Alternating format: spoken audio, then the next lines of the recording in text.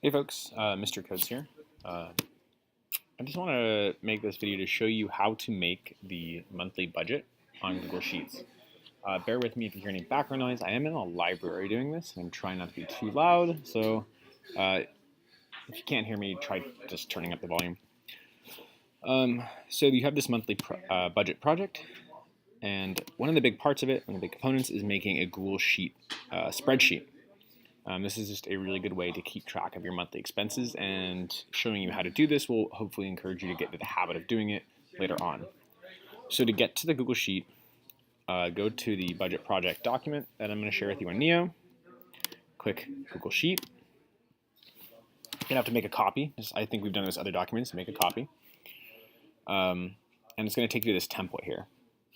So once you get here, you should go up to the top and type your name. So I go Mr. Coates monthly budget. Great. So first thing to do in any budget is to record your income. So I listed 3 spots here for your salary. It doesn't have to be, you don't need 3 spots. You could just have 1 salary. It's very possible. It's likely. But for our sakes, let's just pretend I get paid $2,000 a month for my job. Not that much. You know what? Let's say I get $3,000 a month for my job. I tutor on the weekends, so I make $250 a month doing that. And so that's my income. So you could just add 3,000 plus 250 and put it in the total salary, but I want to show you how to do it with a function. So if you highlight all of this, so even the blank cells, all the way up until total salary, it's going to keep track of all this. So go up to the function button over here, do sum, enter, and there you go. There's your total salary. So then we can move on to savings. Savings I've done by percent because you want to do like, say 5% for everybody of your salary. You want to save 5% for emergency fund. Then you want to save 10% of that for retirement and an extra 10% for something short term, right? Now this doesn't have to be, these numbers aren't maybe what you're going to use. This is just me doing an example of it. So we can pretty easily see it's 25%, but I still want to show you how to use the function. So highlight it, down to the cell below. Once again, function, sum, there we go, 25. So what if, though, we wanted to know how much of our total salary in dollars we're going to spend, or going to save? Down here you could take, you type the equal sign, and then I want you to take salary. You just have to click the cell that salary is on. You're not going to see this on the screen because it's on my keyboard, but if you hit Shift 8 and to the star button, it'll multiply it.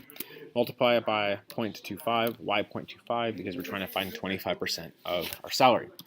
So then we can see that we're actually saving $812.50 every month for savings.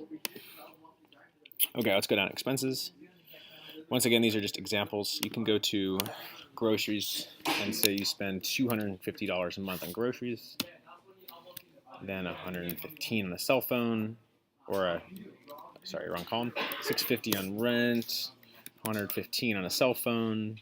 Say you spend $100 paying your credit card every month, and $200, or let's say $150 in gas.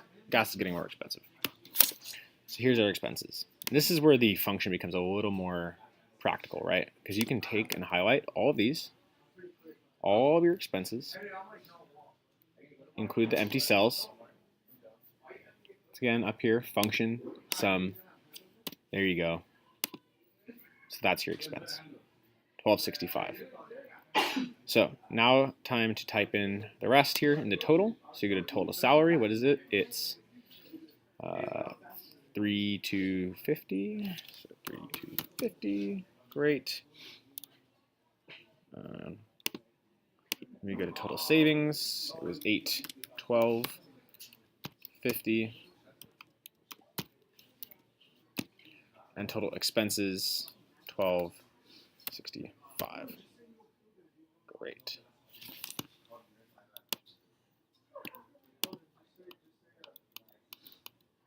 So how do we calculate our disposable income? Anybody remember how we do that?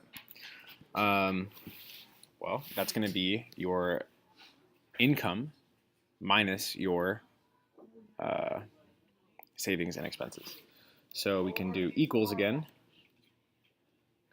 Total salary minus total savings minus total expenses. Enter. So that is our disposable income. $1,000, a little over $1,000 to spend on whatever we want. It's kind of a lot of disposable income. So once you've done this, your budget spreadsheet is almost done. There is one more thing I'd like you to do, and that's include at least 2 charts. Doing charts on Google Sheets is super, super, super easy, and it's really helpful because you get a visual representation of your expenses and your income. So to add a chart, just go to any of the subheadings you use. So I'm going to go to expenses. I'm going to click on it. I'm going to go up here to insert chart. It'll generate one for you. I think the default is a bar graph, but I want you to go over here and change it to a pie chart. Then you can customize it. Legend. Actually, why don't we go to chart title. We'll title it expenses. Great. And then drag it. You can just pick it and drag it over here. So that'll be a nice visual representation of what we're using our expenses, or what our expenses are. And then we can do the same thing, let's say, for savings. So let's go to savings, insert, chart. Remember, we go over here, the column chart, go to pie chart. And here we go. We'll title this one savings. Okay. Once you've done this, you're pretty much done.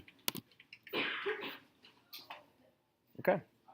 Hopefully this video helps. Hopefully it's not super boring, although this isn't a very exciting topic, but it's useful. So good luck in your projects.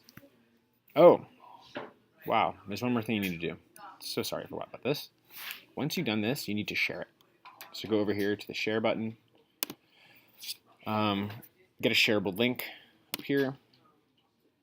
Anyone with so you got to change it from anyone at Santa Barbara Unified with the link in view. Go to more. Just do anyone with a link right here. Can comment, save, copy link, done. Go back to your budget project. Have a spot down here for it. Control B. There it is. And then you turn the rest of this into me. Sound good? Okay, good luck.